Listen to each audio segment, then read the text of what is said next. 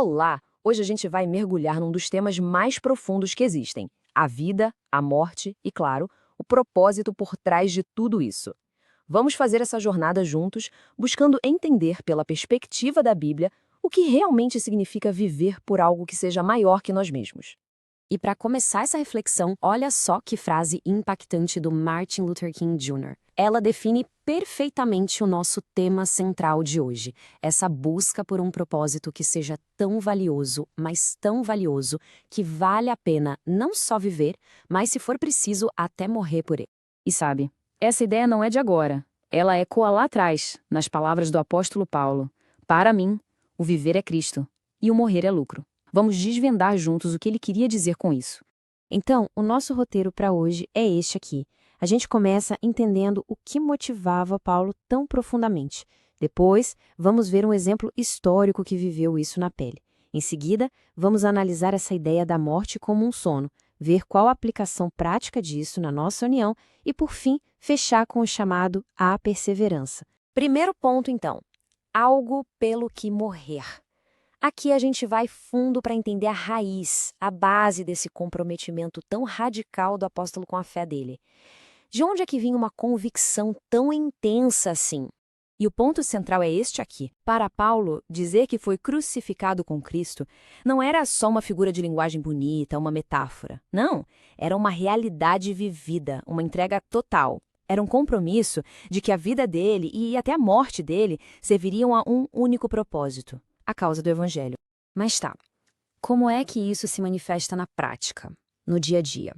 Vamos sair um pouco da teoria e olhar para um exemplo histórico, de alguém que realmente personificou esse princípio de uma forma bem dramática. Vamos conhecer a história de John Bradford. Lá em 1555, esse capelão e pregador muito conhecido na época foi condenado à morte à fogueira por causa da fé que ele tinha. E no caminho para a execução, o clamor dele era um eco direto da dedicação de Paulo. Cristo, Cristo, nada além de Cristo. A vida e a morte dele foram um testemunho vivo. Agora, a gente chega na parte talvez mais intrigante do que Paulo disse. Como assim morrer pode ser lucro? Parecia um paradoxo, não é? Vamos desvendar juntos o que está por trás dessa afirmação tão curiosa. A pergunta é exatamente essa: como é que algo que a gente encara como a perda definitiva pode, na verdade, ser visto como um ganho? A resposta, olha só, está na maneira como Paulo entendia não só a missão dele, mas a própria morte.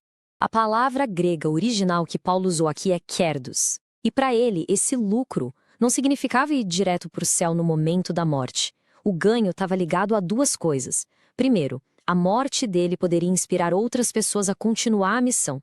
E segundo, a esperança final dele estava na ressurreição. Era ali que ele ganharia de fato. Aqui a gente consegue ver a diferença bem clara. A interpretação mais comum hoje em dia sugere que a pessoa fica consciente logo após a morte. Já o que Paulo ensina aponta para um ganho para a missão e principalmente para a esperança da ressurreição na segunda vinda de Cristo. São duas perspectivas bem diferentes. E para entender o ponto de vista de Paulo, a gente precisa entender qual é a principal metáfora que a Bíblia usa para a morte. De forma consistente, em vários livros, as Escrituras descrevem a morte não como uma passagem para outro lugar, mas como um sono, um estado de total inconsciência. E essa não é uma ideia isolada, viu? A gente vê isso em toda a Bíblia. O próprio Jesus disse que a filha de Jairo estava apenas dormindo. A morte de Estevão, o primeiro mártir cristão, é descrita como ele adormeceu. A mesma coisa dita sobre o rei Davi. A morte é um descanso, um sono, enquanto se aguarda o despertar na ressurreição.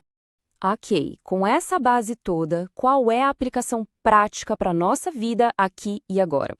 A resposta de Paulo é clara: a união para a batalha espiritual. Com base em tudo isso que ele acredita, Paulo faz um chamado muito direto à ação. Ele pede com veemência que os cristãos permaneçam firmes, mas não sozinhos, isolados, e sim juntos, em um só espírito, lutando como um time pela fé. A unidade é a estratégia.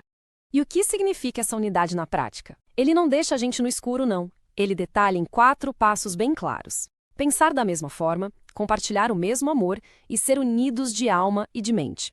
É uma conexão profunda e intencional. E é fundamental a gente lembrar por que essa união é tão vital.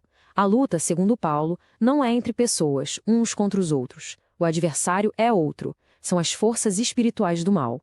e a união é a única forma de prevalecer nessa batalha. E assim a gente chega na nossa conclusão. Essa última parte amarra todas as pontas: a dedicação, a esperança na morte, a necessidade de união, e tudo isso culmina num chamado final, a perseverança. Este versículo do Apocalipse funciona como uma promessa e um grande conforto. Para quem permanece fiel à missão até o fim, a morte não é uma derrota. É um descanso abençoado, um sono do qual se despertará para a recompensa. Em essência, a mensagem é esta: a jornada envolve sacrifício, envolve dedicação hoje, o que a Bíblia chama de tomar a cruz, mas essa jornada não é em vão. Ela leva a uma promessa futura de recompensa e vida eterna, a coroa da vida. E agora fica um convite para uma reflexão. Qual é a missão para a qual cada pessoa se sente chamada? De que maneira essa esperança da ressurreição, desse despertar, pode dar força e propósito para a jornada do dia a dia? São perguntas que valem a pena a gente guardar e pensar a respeito.